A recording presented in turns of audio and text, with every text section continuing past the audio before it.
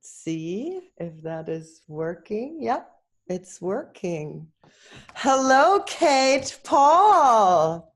Hola, Hello. Mexico. Todos Santos. Ooh, Hola. did it. It's Friday. I'm a little jelly. Yeah, you should be. These are good margaritas I'm Okay, making. what is it?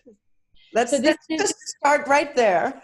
let's get really to the good stuff. This is what we call the house margarita. It's basically a Paloma style one, but we do mezcal.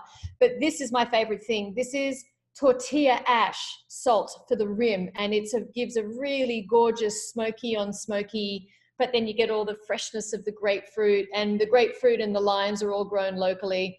The Wow. mezcal is obviously not from here, but it's sold by a gorgeous little mezcalito shop here. It's phenomenal.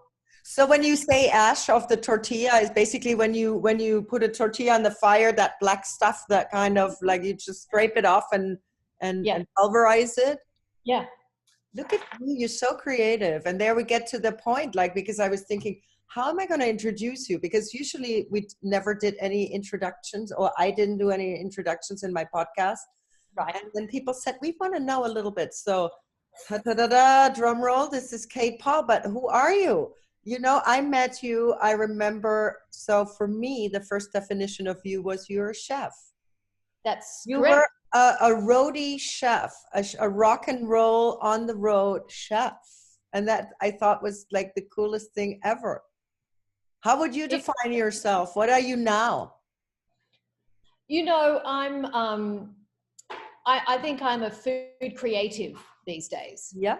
In that I've had many areas of career in the food industry. You know, I've personal chefed. I've done the rock and roll chefing on tour, which was, you know, one of the biggest parts of the work that I've done. I had my catering and event company. I've done food consulting for events. I've done food styling. I've done some food writing and blogging. I've helped people with their recipe development. Everything food. Everything food. Yeah, I love food. Always have loved food. Where was the seed of that you went that route? How did it all start? Was your family, were they foodies? Very much. I was lucky. I got the lottery in terms of meals at home and being part of a family that loved to eat. We were focused on dinner as a family. We always sat down and ate. But my mother, you know, a 60s bride, a child bride at 21, she'd done a Robert Carrier course. Robert Carrier was a well-known chef in Europe in the 50s and 60s. But you were living in Australia. Yes, I grew up in Australia in a small town called Wollongong, which is about, you know, the same distance Malibu from LA or Laguna from LA. But back in those days, it was a very small 2-track, and it used to take a couple of hours to get down to Wollongong. My parents had grown up in Sydney, but my father was a lawyer, and he opened a law firm down there, it was a small town back then. It's bigger now, way bigger now. So my mother, you know, moved with him down to essentially the sticks. And I think to keep herself from going crazy between having 4 children under the ages of 5, she really was into food. So, and she didn't I don't remember kiddie food. I don't remember much in the way of specialty, you know, that's their meal and this is our meal. And we had things like olives and oysters, pate, you know, salamis, all kinds of different food of that nature, you know, for Wollongong, which was quite exotic for them. That was part of our everyday, not every day, but, you know, we ate it. We have never not liked very oysters. Adventurous in finding things that were not the norm there at the time. Yeah. We were also living in a really, it was a beautiful small suburb in the Wollongong Greater Environment in an area called Mount Pleasant, which was a great name for it because it was a beautiful, pleasant childhood. Down the hill, which we used to ride down on, but then we have to push our bikes back up because it was so steep, there was this little Italian deli, and Mum had befriended the owner. So we had olive oil, we had balsamic. She used to bring home these huge tubs of gelato that he was selling. And we always had that in the freezer. Mum never did desserts realistically, but, you know, she would maybe saute some fresh fruit, or we had blackberries that we'd pick from the bush that was behind us. We had a huge area of bushland. And she always had fresh cheeses from them. It was, you know, it was pretty much whatever they sold. I think that's where she got most of her fresh stuff, because supermarkets weren't big. Did she teach you cooking, or did you cook together, or from what age on? I would say she did teach me seriously a bit more when I was older. When I was younger, you know, all of the neighborhood kids, we had about 5 family houses in a row. We were all great friends, and we did, you know, classic things like we all went and made cookies, but we call them biscuits, as you do. We made, you know, pavlovas and things like that. Savory stuff I didn't really get into in those years. When I was 12 and under, we lived in Wollongong. I went to boarding school at 11. And then by about 15, my parents had moved back to Sydney. And then my mother had started to do some university education. So she went and she never finished her chemistry degree because she became a mum. And then she went off and did an arts degree, and she taught French at university in Wollongong. And then she decided that wasn't enough, and she decided she was going to be a lawyer, like my dad. I know, right? Raising kids as well, and cooking, and having huge, long lunches with Mathieu's Rosé. I actually saw a bottle of that down here the other day, and I called my dad. I'm like, it's still alive. And so they went to Sydney, and then I came out of boarding school, and my mother was working. And so she would say to me, you know, when you get home from school, there's a leg of lamb in the fridge. I was the middle child. I had 2 younger brothers, and I have an older sister. And she'd say, leg of lamb in the fridge. There's a rosemary bush out the back. And, you know, stuff the rosemary in it with some garlic like I showed you. Throw all the veggies in. I'll be home at 7. Okay, there you go. Yeah. But the best part of that was... No big fussing around. No, nothing of that. But she used to also send me on the shopping errands. I don't remember my sister ever really doing any of this, and my brothers were too young. She saw it you already, see? She did, probably.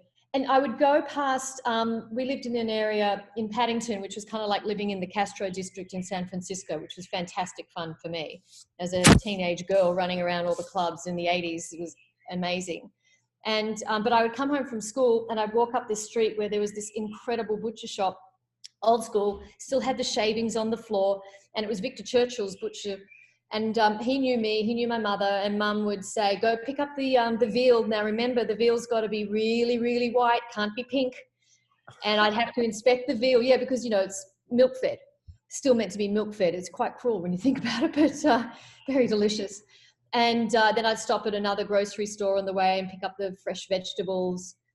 She subscribed to the French method, pick up what you need when you need it. Yeah. And then when you finished school, you were in boarding school, you said you moved back home. And then when you graduated from high school, what were your intentions, or what were what was your initial like goal to study, or take a year off, travel? What was I mean, I wanted to do that, but my parents were very much in the nature of you must get an education and further education. So more traditional. Yeah, very much, you know, and you know, I understand the value and all of that. And I said, well, I really just want to do something in food, and I hadn't realistically thought about what that thing was. Of course, it was probably, I was thinking restaurant or something, and they pushed back hard about going to do a course. And there was this one place out in Western Sydney called the Ryde Technical College, and they were offering a certified chef and hospitality management course. What I didn't know at the time was that also closer down the road was another version of that tech college offering only the chef course. And that's where all of the huge chefs in Australia right now, they went through same years as me. Not saying I could have done that, but it would have been a lot easier, because my day, I had to be up at 5 a.m, and then I had to kind of like race out the door, catch 2 buses to get over to this area of Sydney. And I had to be in my chef's whites with my knives sharp and ready for inspection at 7:30 in the morning. And it was onerous, you know, it was a lot. And you'll love this. All of the chefs were Austrian. So it was, you know, listen, solid culinary skills. They were amazing chefs, but they were a bit old fashioned. And you mean the teachers? The teachers? Yeah, the teachers were old fashioned. I mean, they knew everything. And once we got through all of the classic learning basics, you know, the bricks that you need to build and move on from, I was like, really, we're going to twist an orange? Yes, classic French. Mm-hmm. Classic French. Everybody really subscribes to that in this day and age. I'd say the only one that would offer you something akin to it would be like a Japanese sushi internship. So what was the hospitality part of the education? That was learning how to, say, run a hospitality venture like a hotel. So it gave other management level courses. And those were all sprinkled in for the first few years of the food. But once we got through the food side and we started to do that side, I was not as enamored of the course. And so I dropped out. But I didn't tell my parents. You didn't? How many years later did you drop out? I was just short of 2 years there. And it would have been 4 or? Yeah, 4-year course. You're like, I got it now. I'm like ready to go. Ish. I think I thought I had it. I learned I didn't have it, but that's what I learned. You secretly dropped out. I did, because I'd moved out of my house. I was the first one in the family to move out. Was living with a friend of mine just down the road in Paddington. What we call Paddo Lane was this house that my friend had been left by her father. It was the craziest party house. It was so much fun. And we cooked all day and night, and, you know, we went and did our courses, but it was like a little commune. And when I dropped out, because it was really hard to get out to ride, and my sister got the car. I didn't. And that's cool. You know, that's the way it goes. And, but still the 2 hours of bus riding every day was just, I was, you know, barely 18. I was just like, I can't do this. So then I went and got a job in a fast food restaurant in Bondi. Oh. So I didn't tell my dad for about 6 months. Flipping burgers? Or? Yeah. Well, yeah, it was basically, they called it the Hungry Cowboy.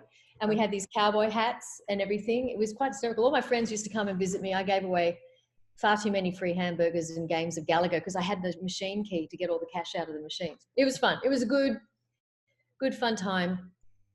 They tapped me to be manager. I left them high and dry on a New Year's Eve. It was terrible. I really didn't know what I needed to do to be a responsible person back then. You know, I was just young and having fun and cooking and loving food. But so you found quickly that the fast food route would not be like your best choice. No. But but it paid well and it gave me money to go out and have fun. So, it was definitely not the long-term career choice, although the Hungry Cowboy Corporation was very much interested in having me join part of their management program. I was like, I don't think so. And then my parents were like, all right, well, this is getting ridiculous. You got to do something. So then they threw me into a business course at the same technical college that was right up the road from me that I should have gone to. And I learned how to, do stenography and typing. That's what it was. I know. And I was like, totally different skill set. Totally different skill set.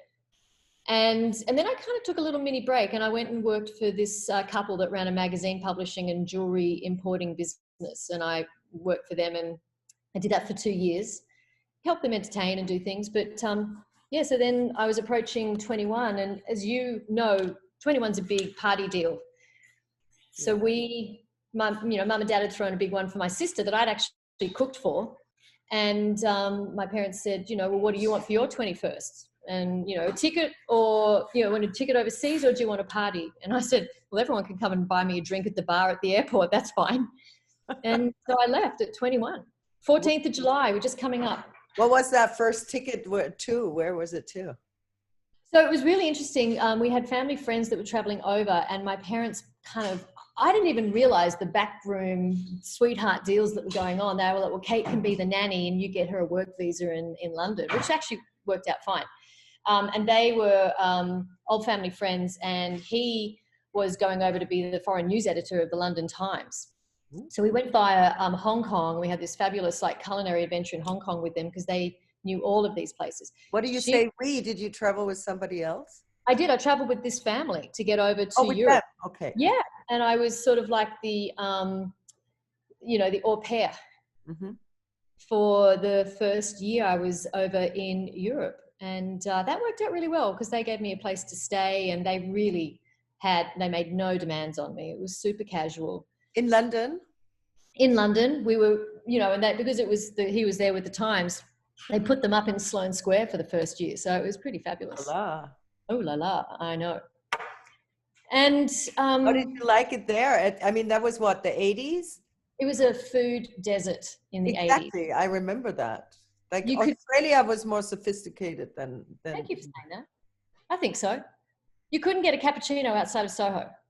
Yeah. And only 2 places there. No fresh basil, no arugula, no lettuce really to speak of Was that I remember. Italia already there? And so Yes, yes, it was. That's been there a long time. Bar Italia or whatever. Bar Italia. And then there was the, what was the bistro that was right at the top of Sloane Square? Everybody loved. They used to go there. It was one of the first sort of like French trope design restaurants in London, and everybody was, when everyone was just starting to get into Beaujolais Nouveau, it was the 80s. So yeah. 87, 88. I mean, when I was in London for the first time in the 80s, the only good food was like Chinese food. There was great Chinese, Indian food, like ethnic food. The Indian food. Oh my gosh, the Indian food was incredible. Yeah, but the British food, beyond the kind of the pub and the roast, Sunday roast, it was like slim pickings. Right. I mean, we went to Le Gavroche. I remember going to Bibendum. Those were some of the early, you know, the Roux brothers had Le Gavroche, and that was very French, and it was like the height of sophistication. Bibendum was this restaurant in this absolutely gorgeous old Art Deco. It was an old automobile dealership, and Terence Conran had taken it over, and that's when he was starting his design business, and that was his restaurant in there. It was gorgeous. Is there construction in the background? Mike! So, yes, there's construction of a Margarita happening in the background. Oh, refill. But we are getting there, yeah. Oh, I see the frame is like very strategically been placed out from the glass. Very much so. So did you have to cook for these kids and stuff in London? You know, we did a little bit. The people, again, that I traveled with were very sophisticated. Suzanne was really interesting. She used to be Ted Turner's sailmaker and girlfriend back in the 70s. She was so fun. You know, she and I, Piers was working the overnight shift at the paper, and so she and I would sit there and cook and have a joint and, you know, just chat. And, you know, we were both a little bit adrift. I had not really thought out my travel really, and didn't quite know what I was making of it or doing. And Suzanne, I think, was not enjoying being there. You know, she was an American in London, and not always well received, as you probably remember. Australians, they used to give us, you know, like, oh, you convicts, go back home. I mean, it was really, really xenophobic time in England is my memory. But, you know, Suzanne and Piers had some fabulous friends, and one of them worked as on the film sets. He was like I think he supplied like the dressing room trailers and stuff like that. And he had a friend who did film catering. So he put me in touch with him, and I started to do that. And that was really fun, because we got to drive all over England in this food truck, you know, that was created, and doing commercials and things like that. I remember I did the Got Milk commercial with Bob Geldof. I became a big fan of black sausage sandwiches for breakfast, because, you know, you're up there, and again, it's like 3 or 4 in the morning. The food world is very unforgiving for breakfast. I hate it. I hate doing breakfast. And so I did that. And then I started also putting my typing to use. I started working as a temp at an agency. And I got farmed out to this accounting firm. And I got chatting with this guy one day, and he said, sometimes you're here, sometimes you're not. What do you do? And I said, oh, well, you know, realistically, I'd like to be a chef, and I'm working for a caterer. We do film catering. He said, oh, we have all these clients that, you know, they're tour. You've seen them. We've got all these music clients, and they go on tour and they take a caterer with them. He's like, I'll put you in touch with that person. And I was like, okay. So I faxed her my resume, like he used to do, with my landline phone number. 3 months later, she called me back. Ooh. And she said, do you want to go on a tour next week? Can you go on a tour next week? And I was like, okay. Did you have a resume and everything, like from your experience and stuff? Oh, yeah, it was really basic. I had letters of recommendation from, you know, Australian family and friends that I was like, here, look, these people like me. Yeah. Wow, but it worked. It worked. I think that they were desperate. They had a lot of tours going out that summer into the fall, and she needed new people. And what did it mean to go on tour to cook for the whole entourage, the band, or what was it? What did they map it out to you? They did not. She gave me no information. She literally said, "Do you want to go on tour? Yes or no?" cooking, yeah. We need a third person on the catering team. Do you want to go? I said yes. She goes, great. Meet the bus at the Hammersmith Odeon at this day, this time. I think it was 6 o'clock, and I was like, okay. Did you ask who's the band or anything? I did know it was Krista Berg. Yes. Oh, okay. Lady in Red. Yes. God. Oh my God, Andre. That is so 80s. I know. So yeah, I packed a bag and I went to the Hammersmith Odeon to the backside, the truck entrance, and I stood there with my suitcase. And only then did it occur to me that, what am I doing? I don't even know what this means, what the day is. And I got on board, and there were a couple of Australians on the lighting crew, and then these lovely Yorkshire girls, because the company I was working for, they were all from Leeds, and they were delightful, but really hard on me in the first few weeks. They were like, where's your bus bag? And I was like, what's a bus bag? I'm like, well, you need a bag for what you sleep in, you know, toothbrush and stuff, because your big bag goes underneath, and no poo in the toilet. I was like, all right. It was a lot. I was just like, okay. And we left and we went straight to Belgium. And, you know, we were in Brussels for the first show, and then we started moving our way across to Germany, where I think we spent nearly 3 months. So how does it happen though? So you get to a place and then they have all their chef kits with them, or the spices and the knives and everything, or in a road case? So how does it work? Yeah. We had the road cases, and this is the early days of You tour had catering. to learn all of that, right? From them. I had to learn all of that, and I had to learn, you know, you had to learn how to live out on the road. You had to learn that you're working and literally sleeping together with 12 people in a bus. I had to learn that I was first in, last out. The favorite saying, you know, that kept being tossed at newbies, and certainly was tossed at me, if you moaned about something, they'd say, you pick your gig. And then I had to learn, you know, to move rapidly through the day's structure. You had to learn how to pack everything back in. They had repurposed flight cases. So the origin of tour catering is that the bus drivers' wives would come out to visit them, or the truck drivers' wives, or a couple of some of the other crew members' wives would come out and visit them in the early 80s.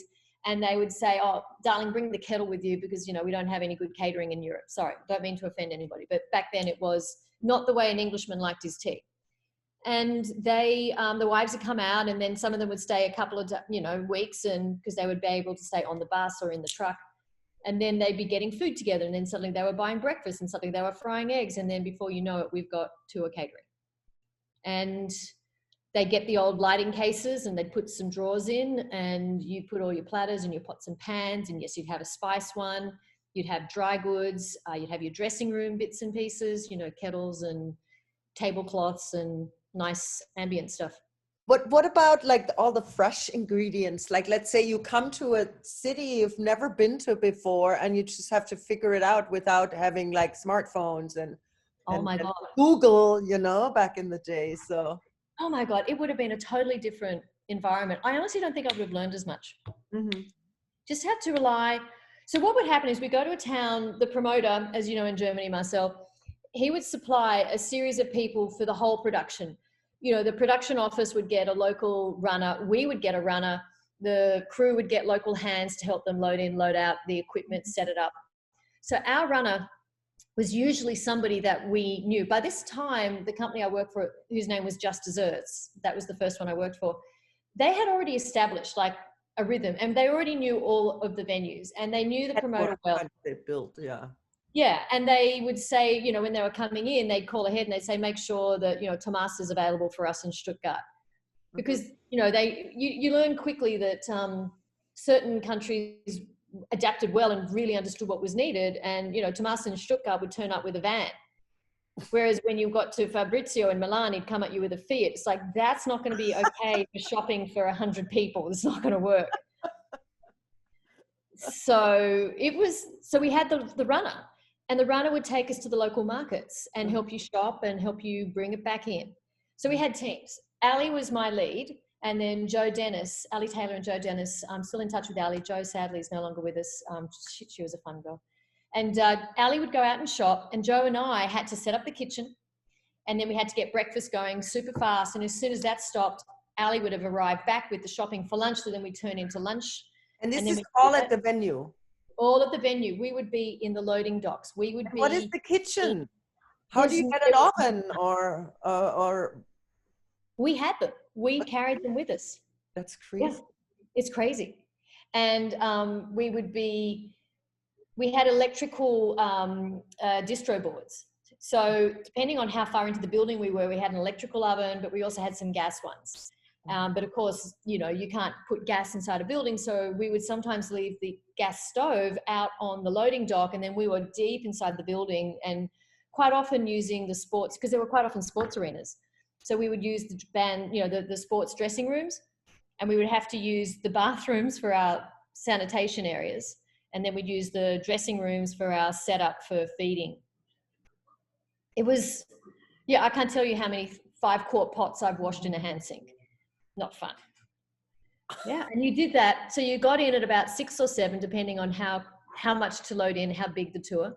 You did breakfast, cleaned it up. Lunch came back, or the food for lunch, prepped lunch, served it, cleaned it up, turned around, started dinner, served it, cleaned it, filled the dressing rooms, did all the specialty sandwiches or food for the late night snack for the crew and the band, sorted any band food, special requests, went into the band dressing room, refreshed it while they were on stage, cleared it if they were doing a runner, which, as you know, is when the band leaves immediately, or reset it for a dinner in the case of next that.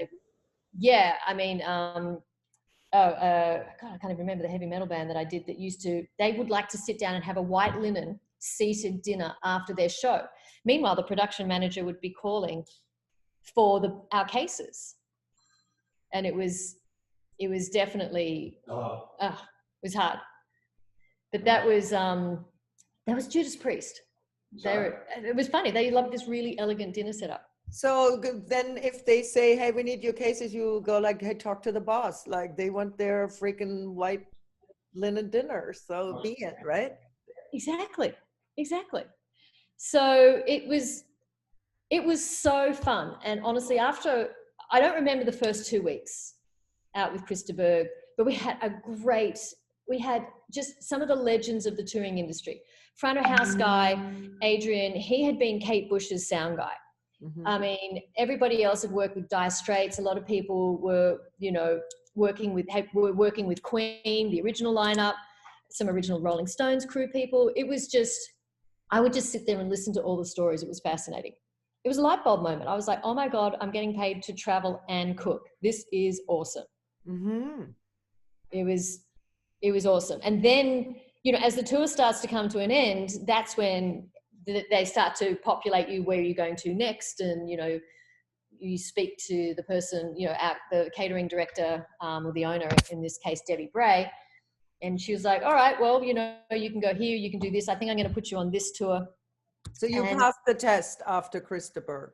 Yes, I got vouched for by 2 of the legends in her company who were very hard to please, but they were so experienced that Debbie thought, well, if I turned out to be a dud, they would still be able to take care of the tour because they were both so good. Uh-huh. And, like they moved fast and cooked fast. Jo was an absolute take no prisoners, suffer no fools, totally classic Northern Yorkshire lass. She was droll, she was dry, very sarcastic, and we shared rooms together because we were the juniors in the catering team. Uh-huh. And so that was, I don't remember her being unfriendly, but she definitely was like at distance, but we toured together for so many years. So she had a lot of hotel rooms with that girl. So then the tour is over, and then basically you were in on the whole catering company. You were a part of them now. Yeah. And then they just placed you on the next. What was your next tour? Do you remember? I do. My next tour was my next tour was Madonna. No, wait a minute. David Bowie and Madonna first. I think it was David Bowie, and then I went from David Bowie to Madonna. And that David Bowie. World tour or Europe? These were European. Yeah, in those days, catering hadn't started to occur in the States because of the embargoes and all the arenas and stadiums, because they had, their basic catering contracts. Yeah. You know, the horrible ones, they were all in place and they wouldn't let people come in. The only person who broke that was Paul McCartney, because he said, I'll go to the stadium down the road and I'll give them my business if they let me bring my vegan, vegetarian specialty caterer in, and, you know, you won't get anything. Right.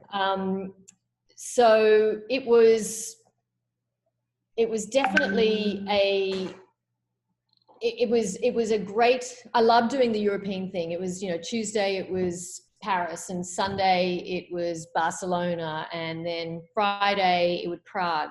I mean, that's incredible. And then you get to see them up. How did you manage, like, even like you slept on the bus while you were traveling, basically? And you didn't get, I reckon you didn't get to see much of the cities then, other than the marketplace or the shopping, the food shopping, right? We did on the days off. And there was some really fabulous days off in some amazing places. And I did try and get out as much as possible. It really depended on the tour schedule. You would sometimes do 1, 2, 3, 4 days in a row. The more successful the artist, the fewer days in a row. Yeah. And then, oh, there's my dog. My dog will start barking soon. Like, yes, I know. Oh, Tallulah. So then we had. I'm gonna walk and take you into the bedroom. Shall I show you that? We'll do that. I'm gonna do this. So we I would go to as many of the local spots that I could find and experiment, you know, with what I could buy and speak and learn about. It was definitely I just loved it. I was match fit for it, I think I would say, in this day and age. Yeah. So the David Bowie, was that like something, were you big into music? That what was the whole music part something that attracted you to the touring, where you said, sign me up, like, for that whole thing? You know, I was really into music, and I had, you know, in boarding school, that was one of the few recreational things we'd have. We'd get our cassette players or our record players would be given back to us on the weekends. They were taken away on Sunday nights and given back to us on Friday nights. So everybody had their little, this was a very restrictive boarding school. And we would end up, you know, doing these, we had all the mixtapes and things like that. So I was really into Bowie. I was completely into, you know, Neil Young and all of that era. Plus I was really into all the 80s stuff. I loved all of that stuff. Not so much into Christa Berg, I will say that, but of course I knew his song. But when I got, and you know, loved Madonna. That was a fun tour. And that was the tour that I saw, that was the first person I saw carrying a personal chef. And he was amazing. His name is Peter Chaplin. And he was probably the only guy I've ever seen in Lycra that looked good. And he only cooked for her? He cooked for her, and he cooked for some of the entourage and some of the dancers. And he created this, and that was a summer tour, and we were down in the south of France. It was just glorious. It was really.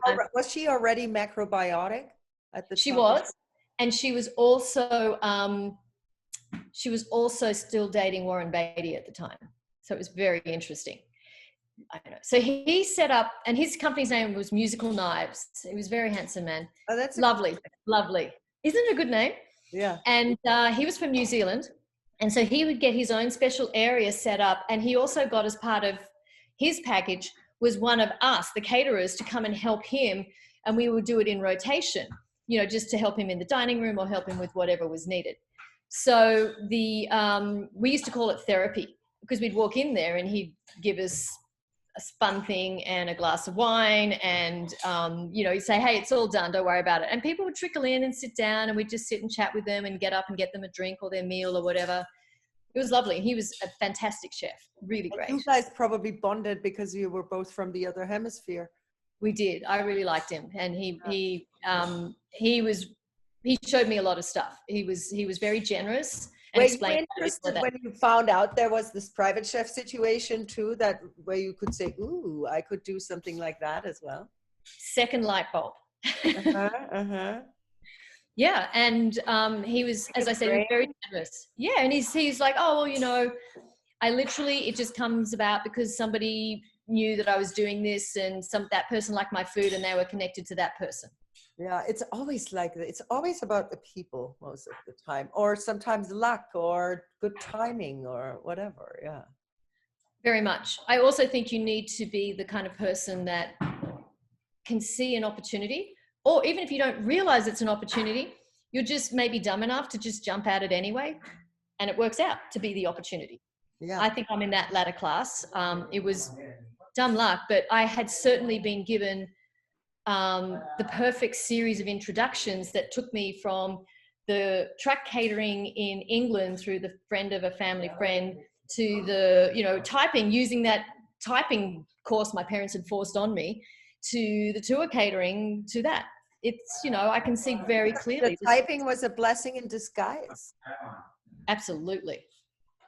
It really was. I'm still a good typist. And in this day and age, it's also still with me. I can still do 80 words a minute.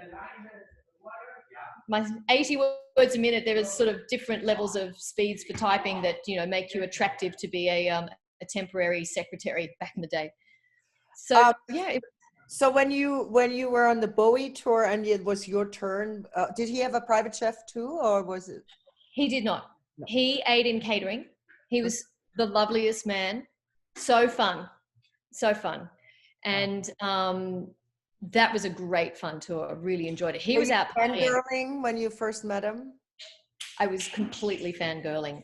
I didn't get many posters signed by anybody. I got a poster signed by him. It's the Thin White Duke one. And I've been thinking where that poster goes down here in the new house, and I know exactly where it's going to go. So yeah, I mean, how can you not? He's one of the most iconic people to live in our modern times. And I'm so glad I lived during the time he lived. Yeah. Same. And he was great in concert. And but he wasn't happy. I will say that. You could all sense that he wasn't happy being out there. And it was a contractual tour to allow him money to do his side project with Carmen. Mm-hmm. And the last night of the tour, we had a huge crew party. We were in Barcelona. We were all staying in the same hotel. And the girl who I was cater rooming with on that one was this gorgeous Scottish girl called Anne-Marie. And she was a huge fan, and he thought she was quite fetching. And she did end up going to his hotel room later on. And her boyfriend kept calling our room, asking to know where she was. And I remember that her boyfriend, who was also Scottish and quite mad, he was a T-shirt guy, he was a merch guy.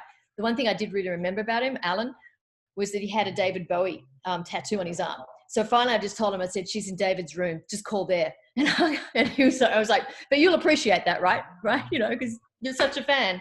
But she didn't do anything. She said she just looked over. I guess he'd just gotten the Helmut Newton book with all this photography, with all the celebrities in it.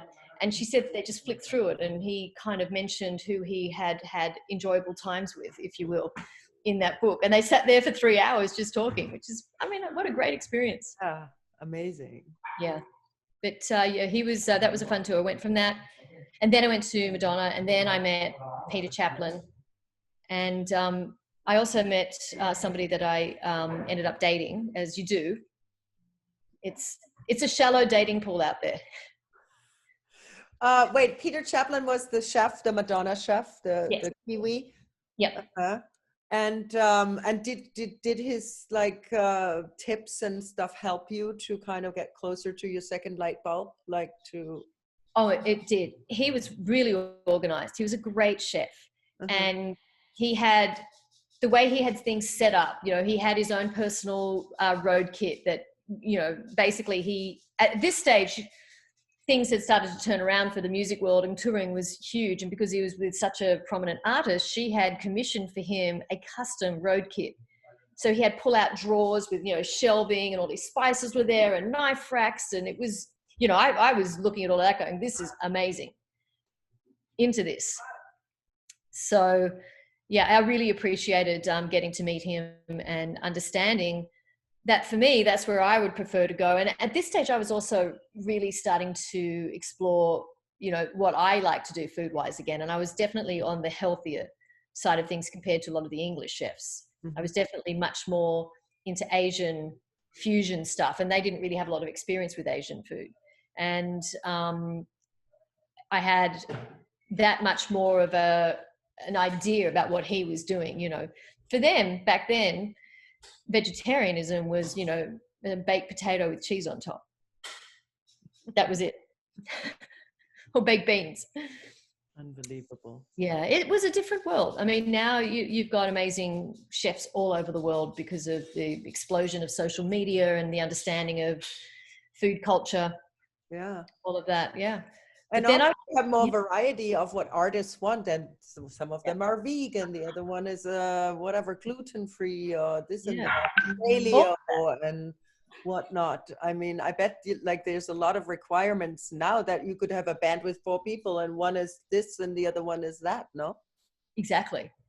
And Peter was really organized. He had all the boxes all signed up and with the little menus and everything. And that was probably the first person, yes, that I started to do some macrobiotic cooking, assisting with. I think most of the other catering girls and guys that would come in and they would kind of really hang out. After a while, I got bored with that and I would actually try and jump in and kind of see what he was doing a bit more. I didn't kind of take it as a break from our real tour jobs. And I was sad when that tour ended. That was a fun tour. Was there any time where there's somebody like requested some completely absurd something to eat that where you go like, huh?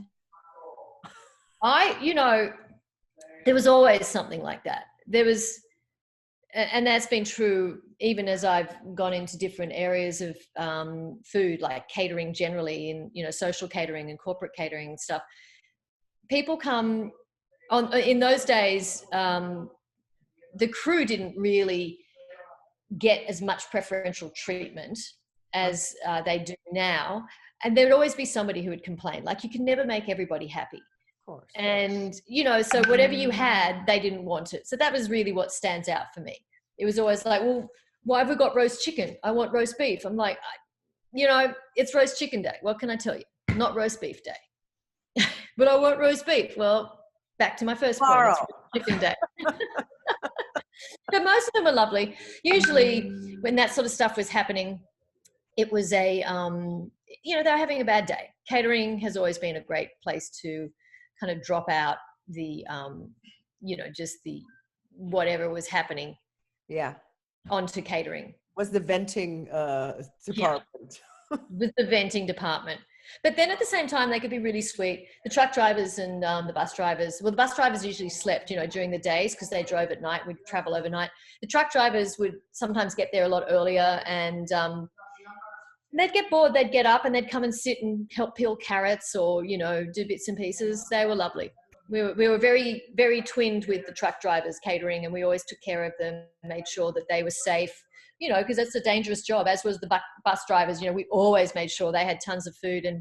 And usually what we would do is we would kind of, if it was a longer drive, we'd make sure that one of us would sit up with them for a few hours here and there, go in and out and just kind of keep them company and chat with them. And I think it's a bit of self-preservation as much as it is, because they never really saw anybody otherwise. Yeah, you want them to fall asleep on the wheel for sure. And that was a really interesting time to be driving around Europe. We did some runs through to East Germany where they'd wake you up at 2 a.m. because by the time we'd left the previous city, to have the entire East German police board your bus and make you get out of bed. And my friend Joanne used to love doing her hair. So one day it was long and pink and she gets a passport photo taken. The next day she cuts it off and she goes short and blonde. That's fine for most of Europe. But when you go into East Germany in 1988, no. They're like looking. But that was interesting, doing Checkpoint Charlie. These are moments that are gone now. Yeah. And they go with the mirrors underneath the car and everything. Yeah. But that was hard food shopping. That was really hard food shopping once you got to the Eastern Bloc countries. Chernobyl vegetables.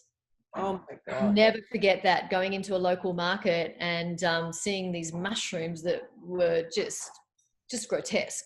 And I remember the runner just going, "Niet." And all they could say, we didn't have a lot of language communication.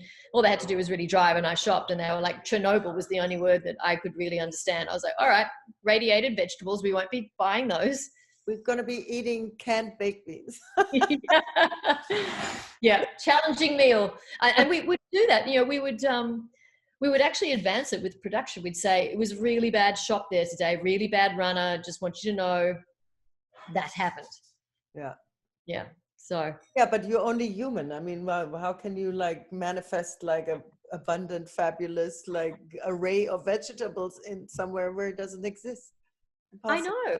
And this is pre-Walmart. This is pre anything other than the Aldi supermarkets, who are probably some of the better ones in Europe. France was good. The marchés were good there, of course, but in Spain was great. But we did spend a lot of time going into the fresh markets and stuff. And on our days off, we'd kind of check it out to see what was available. So then because we would do menu planning at the end of each night, we'd get on the bus and we'd all sit down, you decompress, have a glass of something or whatever your particular fancy might be. And we do menu planning. And then you plan it. You're like, well, I hope that they have this. And we would carry some things over. We used to carry over breakfast in the end. We'd have a cooler so that we could get going in the morning, brew coffee, brew tea, get some bacon sandwiches or egg and bacon sandwiches into the hands of everybody if we had a really short window. And that just meant that everybody didn't, So how many people would like, let's say, for example, cook for how many people, crew and band? Like, what's the proportion of that? Oh, that's a good question. I would say that a 50-person tour back in the day, there used to be just 3 of us. And that would be like 4 to 5 buses, not including talent, who used to fly about 4 to 5 trucks. Right. That would be about the ratio. But of course, it really depended on how complicated the stage became. And also the entourage. As you know, we're leading up to Rolling Stones. I mean, those guys flew on their own plane, 50 people. For the steels too, right? Well, no, I'm just talking about the band. Oh, yeah. The band and the entourage had their own plane. And then we had 2 steel teams besides us, the Universal team. We had, I think there was about 15 trucks on the Universal team. And then I think there was about 10 trucks on each of the steel teams.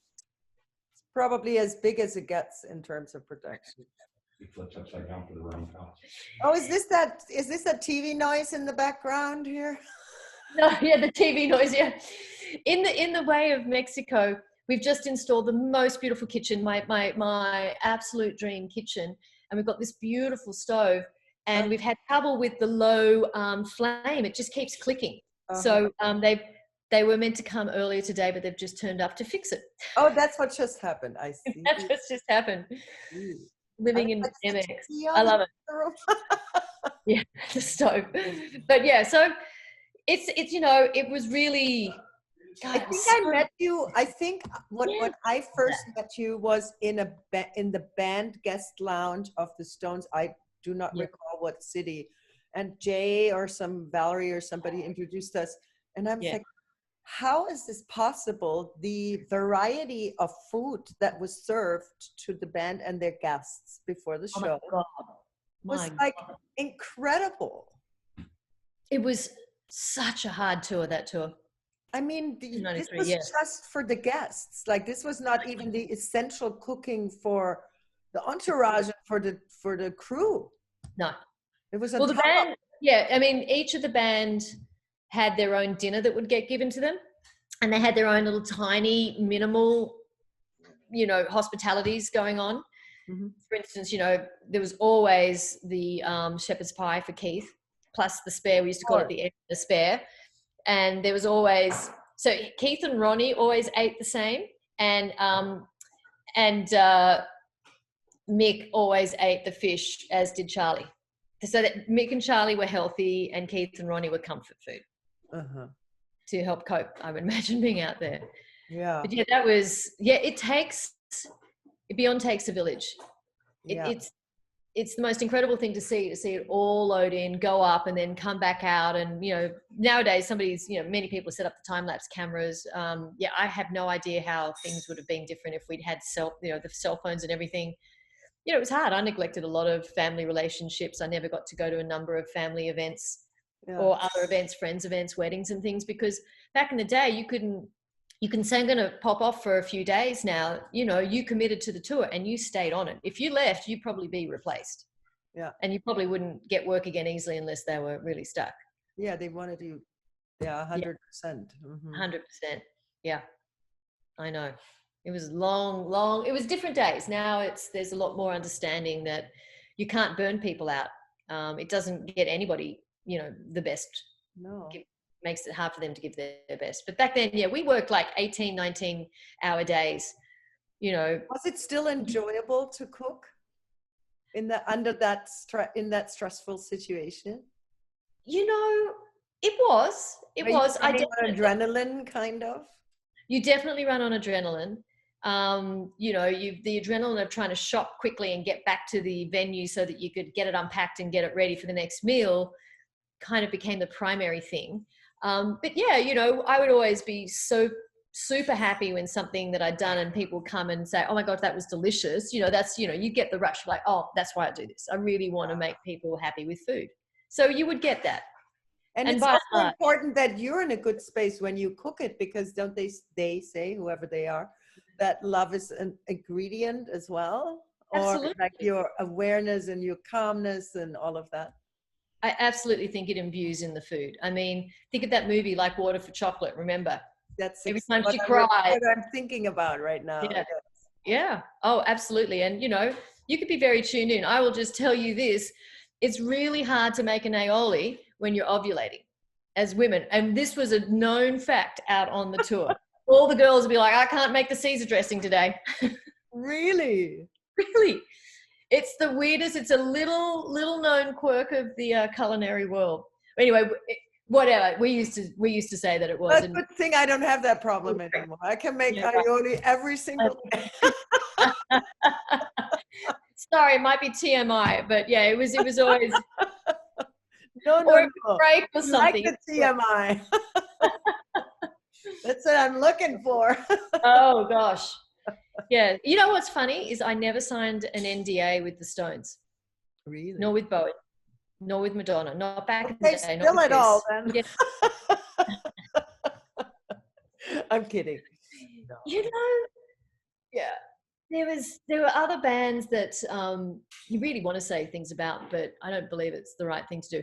In that, you know, not in such a broad forum, but certainly I've sprinkled some dinner party with, you know, nights with a few fun tales here and there. They were of the saucy nature, but I think it's, you know, I would just say overall, I just had the best time of my life out on the road, and I don't want to imbue it with any negativity. I loved it. It was a great thing for me. It gave me, it really, I didn't even know that's what I was meant to do it.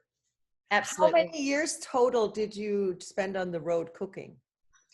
I started in 88, and my last tour that I actually did was 2009. So over 20 years, but there was some gaps because by then I'd moved to LA and I had my catering company. But so, that's another thing. So when you started the whole thing, you were in England, but you were basically like a chip setter. Yeah, the originals. Yeah, totally. And then I was renting a room with some friends here and there, and then eventually I met somebody, and he was living in the States. But before I went over there, I actually went down and I lived in Seville for almost a year, and I ran a series of restaurants at the Expo in 92. Oh.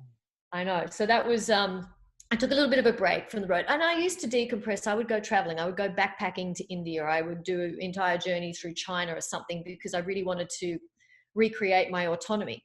Because when you're out on the road, you know, they tell you when you have to be at the bus. They tell you what city you're going to be in. You know exactly what your day is going to be. And it's hard to deviate from that. They even tell you when your days off are going to be. I can relate to that, having been a stewardess. You know, it's like touring as well, but also on somebody else, like, got to be here. And this is when the bus leaves for the airport, and, you know, and yeah. Exactly. So I had a lot of fun doing the, I'd have the road stuff, and then I would go backpack, and I kind of flipped between the two.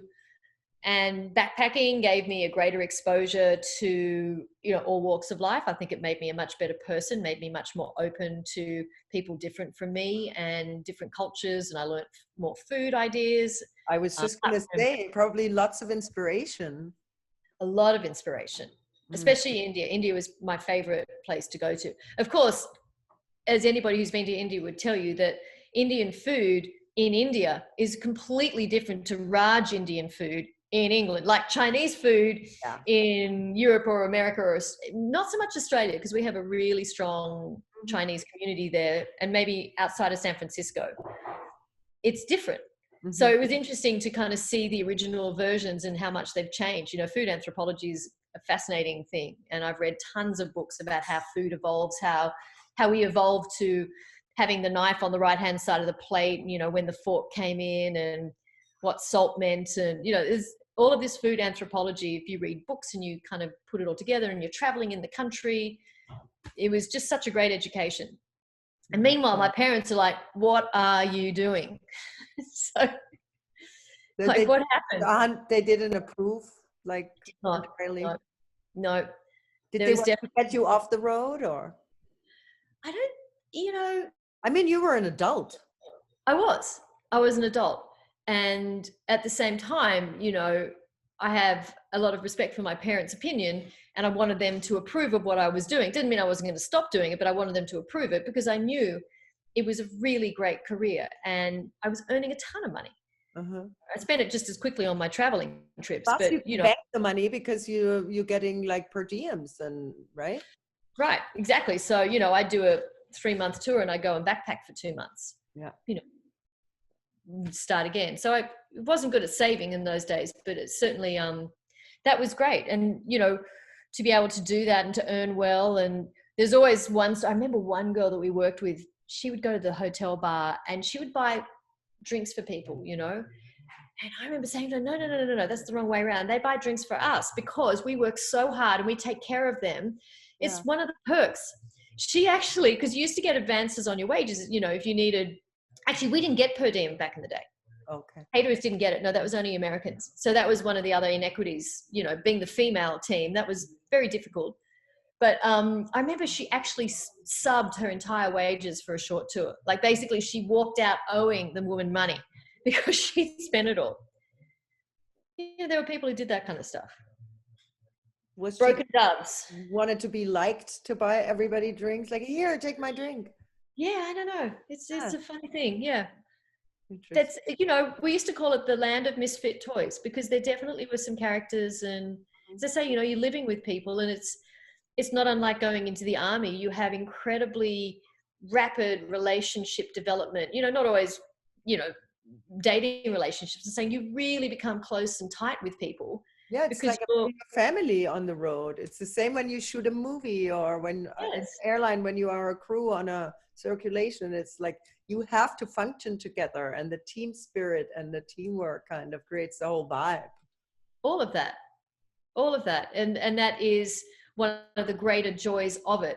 I would say that I found, for me personally, the camaraderie of being a caterer on tour was a bit more warming and welcoming. We were part of it back then because we used to travel with the band. The same trucks would unload our equipment. Nowadays it's separated out a bit more than, say, film catering, because you are a bit separate from the crew when you're the film caterer. Totally. And yeah, and I preferred tour catering. Film catering, I did a number of them. It didn't give me the same sense of appreciation that I got immediately being out on the road. And you don't see the product. I used to go out every single night and I would look at what was happening on stage for at least one song, because it helped remind me why we were there. Because, you know, you can get caught up in the petty day-to-day of your job. You're like, God, I hate it when the client, you know, like if you're in telephone sales, I really hate it when the phone rings. It's like, well, that's your job. So to offset the frustrations of somebody saying, I want a roast beef, not roast chicken, I would go out, I would watch the band perform, have renewed appreciation for their talent, for how hard they work in their own way, although we would joke about that. But, you know, it is different. It's a different kind of hardship from the day that we were having. And just to remind myself, that's why we were there. Just kind of make sure that that people understood that. And I used to take the new people out to do that. But, you know, it's a different industry now, like anything. Was it ever a situation where there was a person, no names named, where somebody cannot be happy with anything? You know, these kind of people where you can't win, like whatever you do, even if you do bring the roast beef the next day, it's like not cooked right or whatever, has the wrong spices on it. You know, not really. I was pretty not really, to be honest. That sort of stuff would start to happen more once I got into the one-on-one personal catering. Yeah. Because there's always going to be somebody. You can't please everybody in the crew catering. But once I became more on the personal chefing for the talent side, that's when, you know, really the spotlight it's so bright. You're like, shit, I have to make it right. It's like 100% of the time I have to be right with the food. And sometimes that would be irritating because some talent, and I won't say their name, they would never know what they wanted. They only knew what they didn't want. Mm-hmm. And that would be hard. So you're playing a guessing game. Or you would have some talent would set themselves up to only have the assistant deliver the messages. So there's translation loss. You know, if you're not seeing and hearing, and if you can't kind of probe, like, do you like it red? Do you want it this way? Are you really asking for this? Or have you misconstrued what this dish is and I'm going to make it, it's not going to be what you want? So I always tried to set it up so that I was always having direct contact with the client, so I could hear exactly what they want. And then if I didn't do it well, then it's on me. But it was frustrating to not do it well and know that I wasn't entirely the reason. But, you know, that's saying dog ate my homework. Mm-hmm. That would never be a good one. So who was your first personal chefing thing on the road? My first personal chefing thing was Janet Jackson. Oh, really? Yeah. Yep. And my years. It was great. It was really interesting. My dear friend had been her massage therapist and holistic kind of healer, and she recommended me. They'd had a chef, they'd had many chefs, and, you know, at this point in time there'd been a number of the crew caterers who also started to do this. The funny thing is that I heard after many years that a lot of people would call up, say, Debbie Bray from Just Desserts or Debbie Sharp from Eat Your Hearts Out, and say, hey, I need a chef for this person. Do you know anybody? And she would say no, because she didn't want to lose the people she'd trained up. Back in the day, I'd be like, well, you should have said yes. I would have loved to have done that. But I know now what she meant. Like, she spent all this time training people, both of them had, and to lose that person that's a strong team member, you wouldn't want to do it. So I got lucky that I had an outside referral, and I was pretty much thrown into it. I didn't even really test drive the job. And I did 3 months in Europe. She did a promotional tour for her Velvet Rope thing. And that's a different animal because you're going into TV studios. What are some of the names of the German ones? There's like classic Saturday night family TV variety. Wetten das. That's the one. Oh my gosh. Everybody what used to go to Wetten das, like every celebrity who would come to Germany. Yeah. Yeah, Wetten das. I remember doing that. We did, you know, Top of the Pops. We did all that kind of stuff. There'd be, you know, days where we did radio, days where we did print interview. You know, we had some film stuff. So that was interesting. And then we got back to the States and she started her tour there. And that she had an American chef. So at her house, and she took him out on the road. But once I got into her manager's world, then I was on the circuit. So that is realistically how that happened. And once I had her, and he's one of the most well-known managers, and he's a really fabulous guy. And he has Janet. He's had her on and off. She quits and then comes back. Sade, Cher, Pink, and Tina Turner. So that pretty much that's the sum of all the people that I ended up working for. Because all of these? All of them. Wow. As a personal. That was great. You know, I really loved that I've worked for some of the top female talent in the world.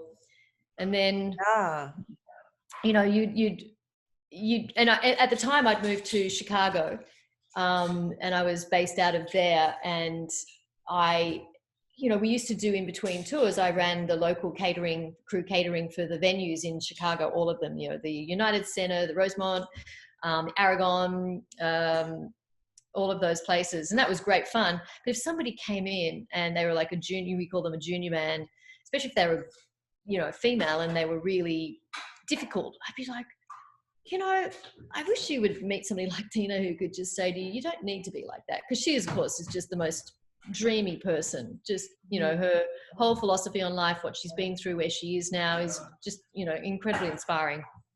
And I would just think of her and how she'd respond, but I'd just be like, really, do you need to be like that? Because you don't have half of her talent. Yeah.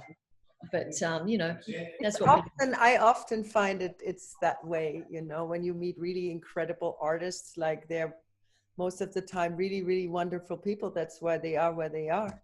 That's right. That's so true. All of Roger's people were fantastic. They really were. They each had their own, quirks and needs, and as does every human. Yeah. But I was treated with the utmost respect. Yeah. And Roger always takes care of the people who takes care of his people. Yeah. He's smart. Everybody's loyal to him, and it's definitely, it's a wonderful life. You're flying around the world and in a private jet, and you're staying at the Louis Cannes in Paris and Louis Cinq in Paris. And I remember I spent like 4 weeks there, to the point that I could just walk down into what became the first Michelin star restaurant in a hotel, and I'd go and sit at the pass with the chef and sort of look at what they were doing and chat with all the chefs. That was an incredible experience. It was just incredible. Why were you so long in Paris? Oh, because they would hub from there. Ah. And why not? Not a bad place to be at this show. I know. Hubbing. Yeah. So they fly in and out from there, so it makes it easier on them to have like one base, not have to move that entire wardrobe series that they would have. But then you would fly with them to the venue and then do the cooking there? Mm-hmm. Yeah, well, I would prep it and carry it out. We had a schedule as to what was happening, what interviews were coming up, and all of that sort of stuff. So it was definitely absolutely a gem of a time for me to develop my hotel soap collection, shall we say. I got, I think I've only just started to finish up with all of my, like, we were at the Ritz in Paris for about a month. That was incredible. I was staying across the way from Woody Allen when he was first with the, Sunyi Previn. That was incredible. I always kept trying to catch him. I would just see these, the Ritz in Paris has all these tiny little, aisles and corridors everywhere, and I would just see a flash of a trench coat. I was like, it's Woody Allen, I got to catch him. Get a photo with him. Right. I know. But the cooking, that was so fun, because I'd be down in the, these restaurants. These are in these famed kitchens, like the Paris Ritz. The kitchen was laid down by Escoffier at the turn of the 19th, 20th century. And it was so beautiful. And, there was one guy, commie chef, whose job was just to polish the copper. And he did not move up to cutting onions until he learned how to polish the copper, all the pots. Old school. They gave me a jacket actually with my name on, which was really sweet. I love them. They were great fun. Oh, and I bet you learned a trick or two from them. I learned some great tricks. But more often than not, I disappointed them because, some clients, I won't say who, not one in particular, they could be quite adventurous, but they really liked to be repetitive for their own meals. And it really came down. I remember there was this phase where there was a burrito phase, and I was literally doing burritos most days for about a week. And I remember they were all coming over, all the chefs would come over and, like, oh, you're, so-and-so's private chef. You must be some really incredible chef. And I'm, what's on the menu today, chef? And I'd be like, Old El Paso burritos today. And they'd look at me and they'd be like, well, what are you doing? And I said, it's not me, it's them. Yeah. I said, I'm doing what I'm told to do, which is I'm cooking for what I'm asked to do. And, I'm doing it as a non-fat version because I also have to make it non-fat. So yeah, it's doubly not delicious, but that's what they wanted. That's what my job was. And I learnt, they're not my friend. I learnt to have no ego about it. I learnt that I was there to do a job, and I treated it very professionally. I think that's why I stayed in it for so long. I've had friends who burned out because, they became very close. Had a friend who was out with Lenny Kravitz. Burned out big time. Why? Because they got too friendly, or? Yeah. In a bad way. In a bad way. And then once that bridge is crossed, there's no going back. There's no way else but I'll get my coat. Yeah. That's all that can happen. That's where the professionalism comes in, that you stay within your kind of the field of expertise, and you're respectful. And I think everybody who's worked on a tour or in this team environment knows it's all about the people. Like if you don't really have that connection and you have the personality to fit in and be a team player and know your boundaries, you're out. Right. I know that even from being in the periphery of it, with the Stones, immediately, when I was saying, oh, I can help you guys get this and that in Germany because of the promoter, then they're like, oh, you're terrific. Like, do you want to come to Madrid with us? Like, it was like that. If you had a good sense for what was needed and you understood the relationships that existed out there, I really learned to read people and the unspoken rule too, that this is until here and not further, like as JC would say, not even the king of China can go past this. I will tell you this though, if you have an apron and it's a little dirty, not too dirty, just a little dirty, you will always get backstage. Always. Oh, that's okay. Take note. Pro tip. So yeah, it was definitely a big learning curve once I got to, working at the Stones level, which is actually before I even did Janet or the private stuff, because I ended up being, the band hospitality chef. It didn't mean that I was the only person doing all that food. We pulled from what was going on in the general thing. We had a huge team on that. We had one bus just for caterers, and that's not including the 2 steel teams that we had traveling and the locals that came in. I think you were there in Miami when we did the Thanksgiving. I wasn't.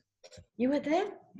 Man, I've never seen anything like it. We're at the Dolphin Stadium and we had 10 ovens set up, rented in, and we went through, I think we did about 100 turkeys. Oh my goodness. 100 turkeys that we had to churn through, and I can't even tell you how many mashed potatoes. And then came down the word that they really wanted to have something really spectacular. So then we ended up getting in costumes and people, and it became this whole thing. And we dressed the whole room like a pilgrim's Thanksgiving feast. It was massive. And we had 0 notice, because that's how it went. 0 notice that they wanted to do Thanksgiving. I've actually done Thanksgivings. That's probably the book I should write. The Thanksgivings I've done.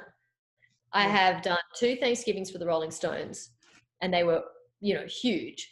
I did Thanksgiving for Janet at the Ritz in Paris, and I had to go out to the PX store on the outskirts of Paris to get, candied yams, because she only liked the tinned version, not the beautiful fresh version with homemade marshmallow. I've done Thanksgivings with Motley Crue when Mike, my husband, was out with them. I've done Thanksgivings. I've taught Ozzy Osbourne how to deep fry a turkey. And I know I did it when I moved to LA for the second time.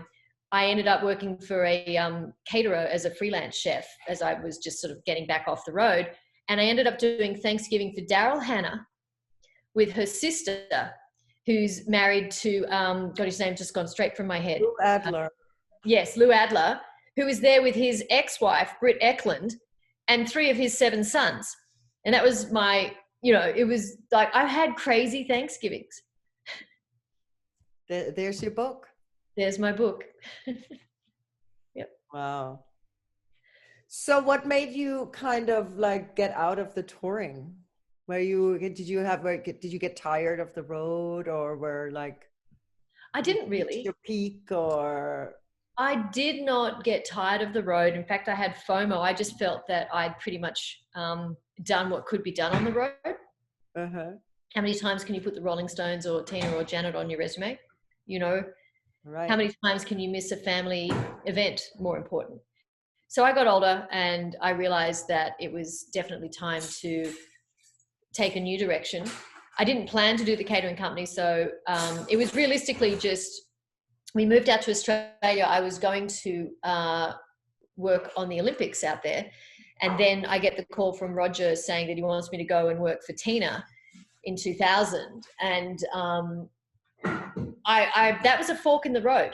If I'd stayed in Australia, I would probably not be sitting in Mexico right now. Mm-hmm. So I'd gone back to, Mike and I had tried to move out to Australia, and it was really hard. He couldn't really work out there. Australia has very strict immigration policies, even for husbands of citizens. So he was not going to be allowed to leave the country for 2 years. Is that right? And not even work. Like, it was crazy. So we were really kind of struggling. We didn't realize it was going to be that restrictive. And we both got offered great tours, especially, you know, mine with Tina. And we looked at it and we said, well, why don't we base ourselves from here and just keep touring?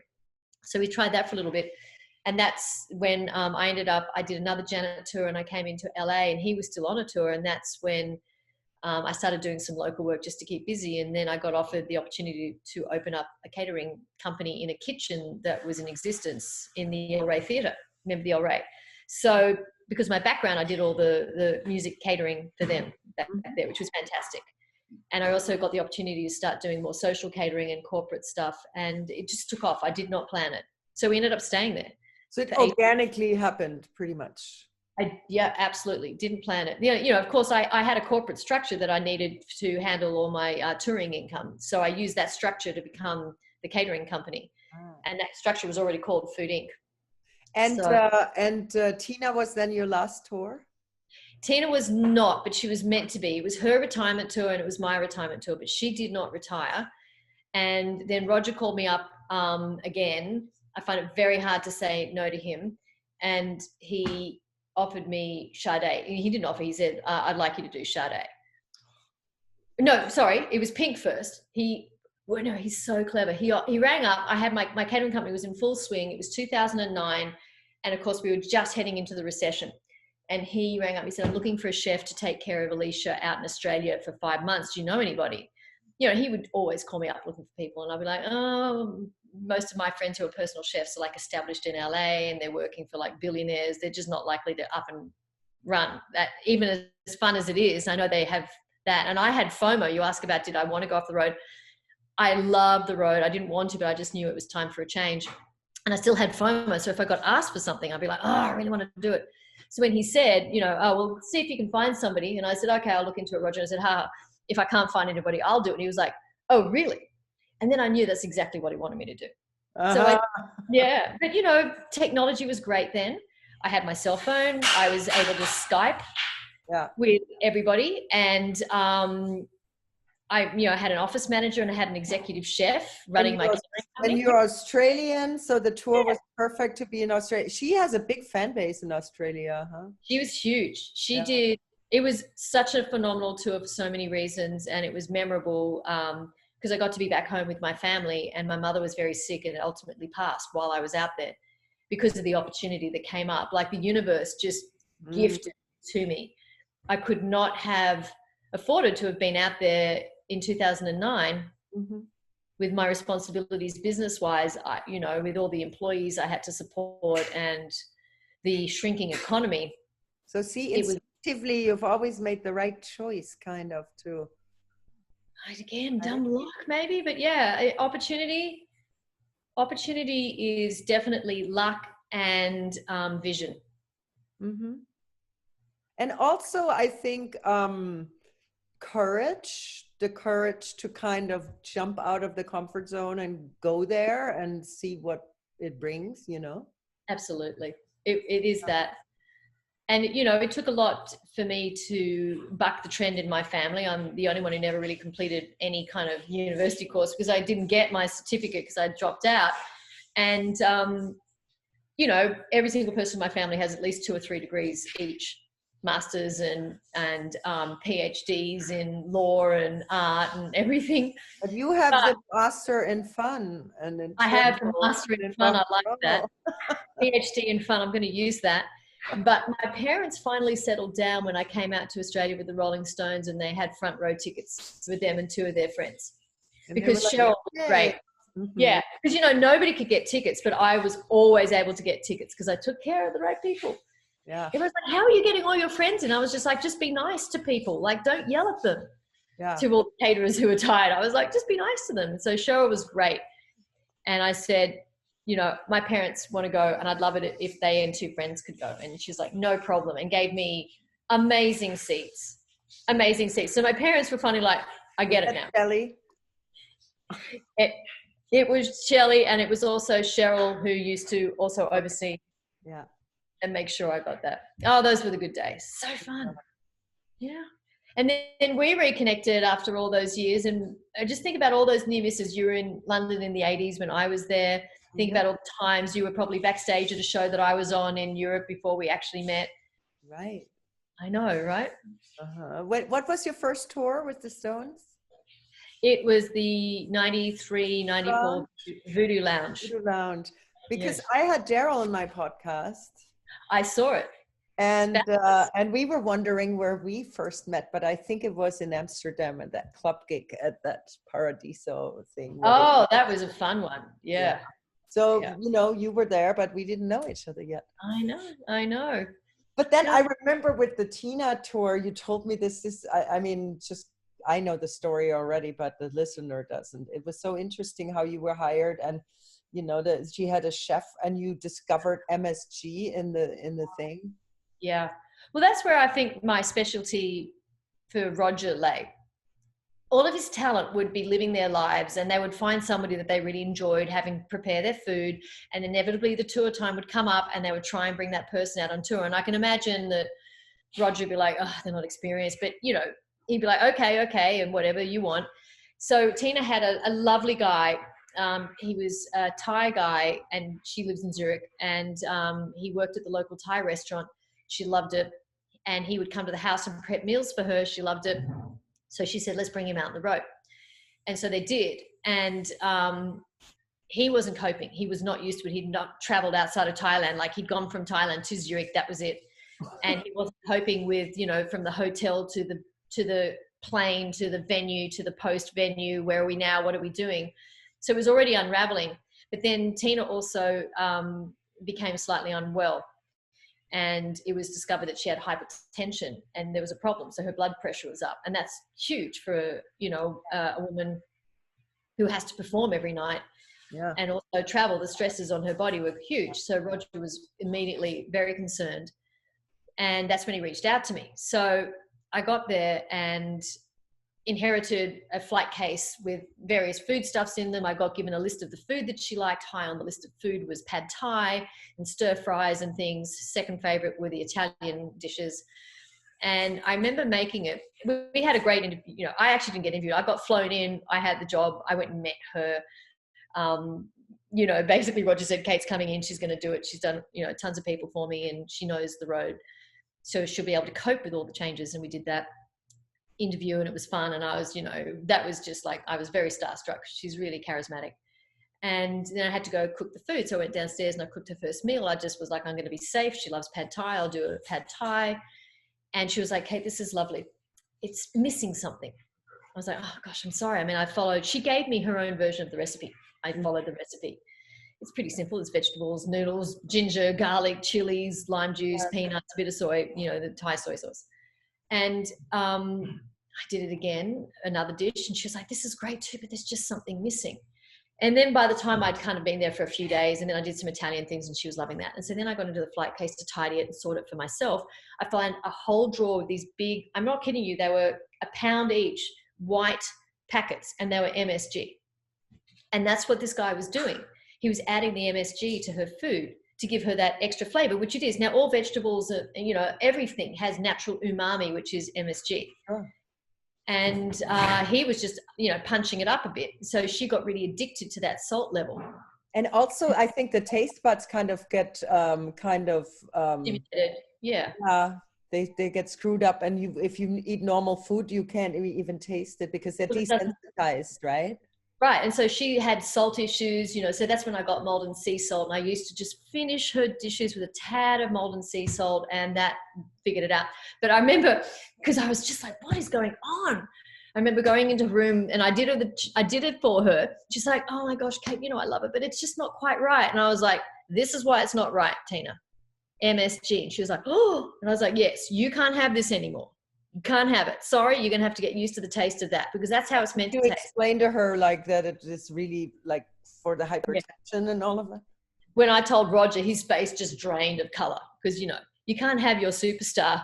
Because, you know, it causes all kinds of problems, not just the concern for her health, but also insurance and shows and blah. The run-ons were huge. But anyway, so there it is. And, you know, those those are So interesting. you had to wean her off the MSG Yeah, then.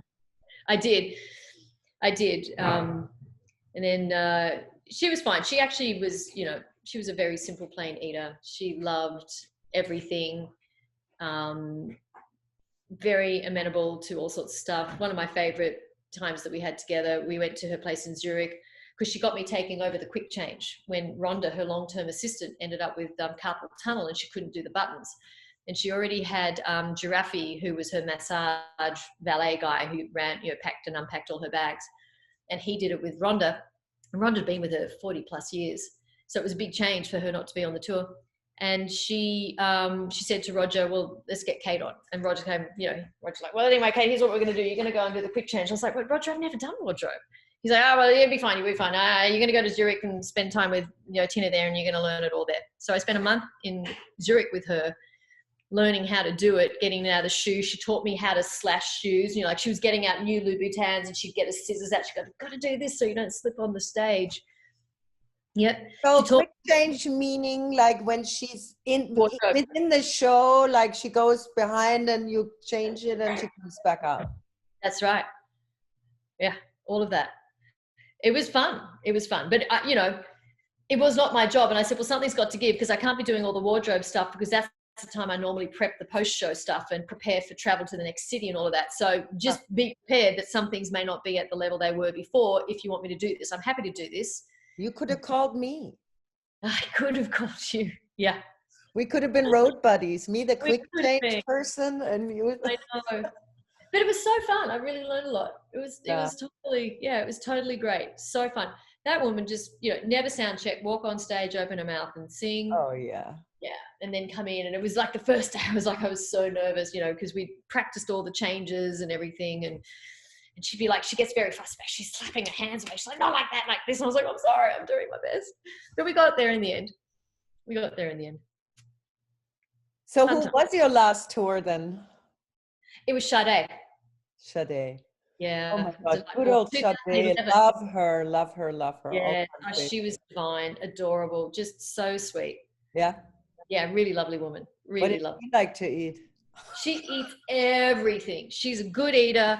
She had a couple of her family members out with her, including her husband. And we, one day early in my tour, we were in a place in, where were we? We were in, I want to say Madison, Wisconsin or somewhere like that. We're staying in it was a Four Seasons, but it's not like Four Seasons. The Three Seasons. The Three Seasons. The Three Seasons. That's right. It's the Three Seasons. And, but her little suite ended up with a dining room table. And so I said to her, I was like, oh, why don't I do you a roast dinner and you can get everybody in to eat it? And we did that. And then suddenly every time there was a dining room, I was like, shit, I'm going to have to do family meal again. So, I did create a rod for my own back, as they say, but that was nice, for her to be able to sit down and have a family meal with, the people that she was spending time with. And that was very nice of you to suggest it. Yeah, I know. Although it created extra work, but yeah. Right, because that's always the thing. You're only meant to really do the talent, but you don't only just do the talent. Yeah. I was asked if I wanted to go back out with Alicia last year. I think it was the beginning of last year. And again, I had FOMO. I was like, really want to do it. But, we were already planning to come down to Mexico. And I was already, on this contract with the venue, which I still am, even though I could probably have exited if I wanted to. Mm-hmm. But she's got 2 kids now, and it's a whole different ball game. And you have to cook for the kids, and that was a hard tour. She eats 5 times a day, and then I had to take care of Carrie as well. And between that and her interview times and things like that, that was a hard tour. I never stopped. She's such a hard worker too, and a professional. Such a hard worker, yeah. So my Jessie is playing violin. Oh, yes, that's right. Yes, that's right. Yeah, love Jessie. Yeah. So it's definitely. I'm glad I took the direction I went in. I'm glad I had the experiences I did. They prepared me for working, with some really incredible other talents. In the States. I worked for some of the top companies. I had a ton of fashion clients. I had a ton of the uber wealthy, and I really when you settled for your catering business then. Yes, mm-hmm. All of that. it's definitely Was everything. those connections all made on tour for the uber well No, food? And the, no. Actually, I made a lot of those here, over there where I was. Yeah, those just, like on tour though, word of mouth is the way I built my business in LA. And one job well done yielded a new client. And I worked very, very hard in the early days. I was the dishwasher, I was the shopper, I was the prep chef, the main chef, loaded the van, unloaded the van, did everything, and then had to also manage the client. And I met an Australian girl who was running this really cool marketing business. And I'd thrown somebody wanted a sushi bar. So I did this whole sushi thing. And then I made the ambience really nice. And I had other non-sushi food. And she came up to me. She's like, this is great. Nobody's really doing this. And she discovered I was Australian. She's like, oh, no wonder, because, Australians and food. And so she started throwing a lot of jobs my way. I started doing some early Grammy stuff at Ocean Way Studios, which was phenomenal fun. Love that place. And she gave me the best advice. She had underquoted me in attendance for a Grammy party. And, we were meant to be doing like 300 and about 500 people showed up at Ocean Way Studios, and we started to run out of food. And I told her that. She was like, well, I said, you should have done this. I said, Kate, I can't provide you with that much food. It's not my job to read your mind or know that many people are coming. We have to have an agreement on this. She goes, but you should be out the front managing it. She goes, and then we met later, and she was lovely, and she really gave me great advice. And she said, look, I really think that your talent now is selling you and your company and your food, and you need to be out front. It's time for you to put the apron down. mm-hmm. And that really, really registered with me. And once I did that and brought in some tour friends, 2 tour chefs who were my co-executive chefs, because nobody works harder than a tour chef, especially a girl tour chef. And even as they had babies, between them 3, and their husbands still toured, and they were an hour north and south of LA, we built Food Inc. up, and I would be out front, and I would develop the menus and meet the clients, and then I'd go back with the menu, and Emma or Joe would look at me like, what does this mean? I'm like, oh, it's just words. Don't worry about it. They love us. They won't mind. Do whatever we need to do. We really did. We started running, against Patina and Wolfgang Park and Luke Catering and all the big dogs in town. And we were like this little, but that's because we love food and we worked really, really, really hard. I was very proud of what I built there. I really was. Probably prouder than my work out on the road, because that was just fun time. Well, this was more refined, kind of like and because you were front of house, like it was more, you were the executive, it was more like the whole experience. Like you had to you could give it more finesse and more, more all of that. Exactly. So I experienced some of your things when you did whatever it was, like Chanel or some Beverly Hills Rodeo Drive shop thingy, and yes, we used to do a ton of those stores, and I built that business by saying yes to what we used to call macaroons and men. Like they would call up and they'd say, we need to have some pretty boys serving macaroons and champagne to the women so that they'll go buy that $500 t-shirt. And I'll be like, no problem. And I never made money on that actual job. Realistically, I probably might have made $100 or $200. That doesn't cover a $6,000 rental bill or the rest resulting overhead, for 10 employees and healthcare and everything.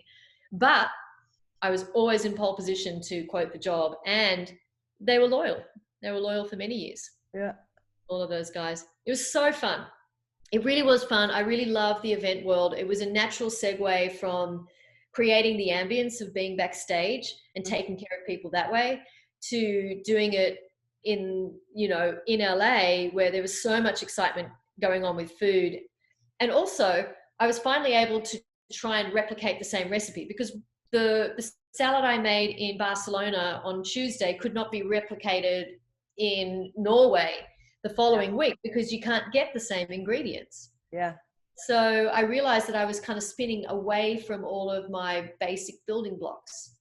And in LA, I mean, we have everything. There's nothing you can't get here, really. So it was a playground. It must have been a playground of creativity. Incredible. It was incredible. I loved it. And obviously I'm still.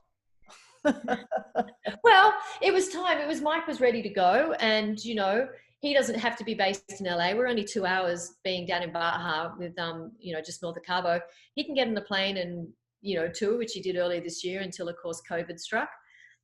and I'm doing other things down here. I'm going to probably look into consulting for events and stuff But like that. was the change of like with selling the catering business, was it kind of motivated by we want to move out of LA, away from LA, and go to Mexico, or?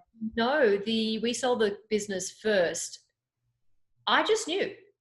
I just knew it was time for me because it was becoming very. It was just a lot. It was a lot of overhead.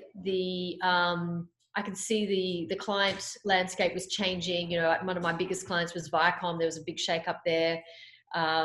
People that I'd been, you know, who'd been my liaisons at Chanel or at Louis Vuitton, they moved on, and the person who came to their job brought their caterer in. So I wasn't guaranteed. I lost a lot of the guarantees of work. Mm-hmm. We still were doing okay, but I knew when I started to think about it, and I'd get very sort of like bottled up with emotion, I'd be feeling very emotional about it. I was like, right, that's the time, that's the sign. Mm-hmm. Like, I know it's right to sell. And it was a good time for me. And it was a very hard time. My God, selling that was incredibly hard, almost as hard as when we moved out of Dunsmuir and packing up our lives there. Those are the two huge changes to make in the last 4 years. But to recognize that it was the time is also, again, like the opportunities you saw, you know, so this was all, you saw this little door, your way out to the next chapter of your life, really. Yeah, the timing worked out really well.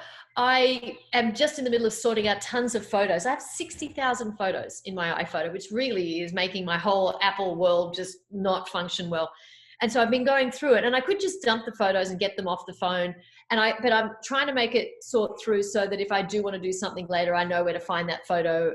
And as I go through it, I'm literally running the emotions. And I do have this memory where I can put myself right back in that moment. When I took that photo, I can remember the food. I remember who worked it.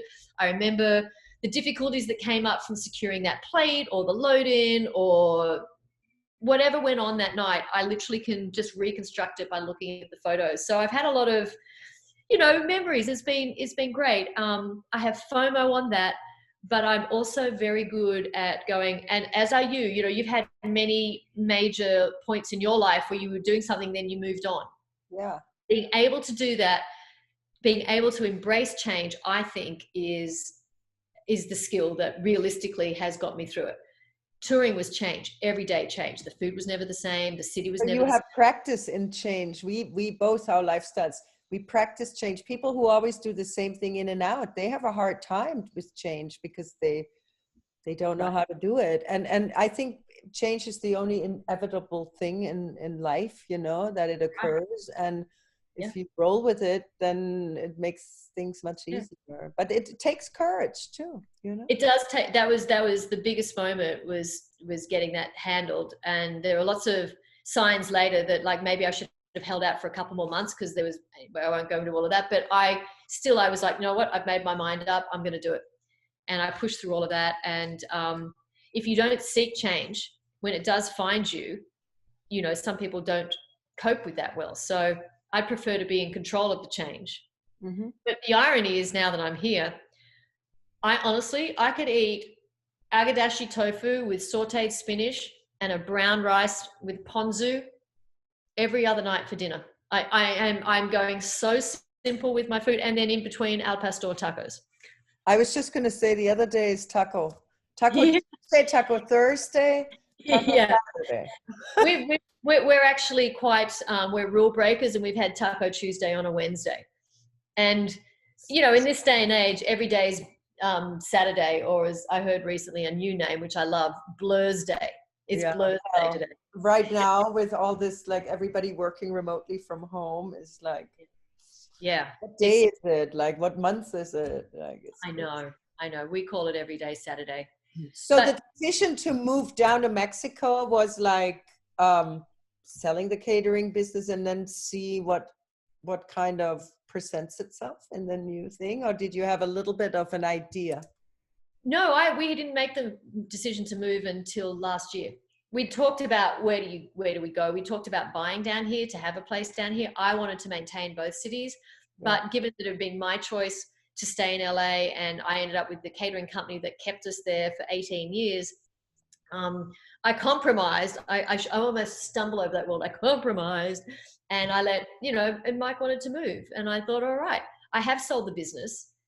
My job parts of it can be handled remotely because I'm, dealing with clients for contracts and by phone, and, there's ways to handle the on-site business. And why not? Good as time as any. So we did it, and, wow, hindsight. How'd you like it so far? It's been fabulous. Yeah. Aside from the building, it's been fabulous. I love it.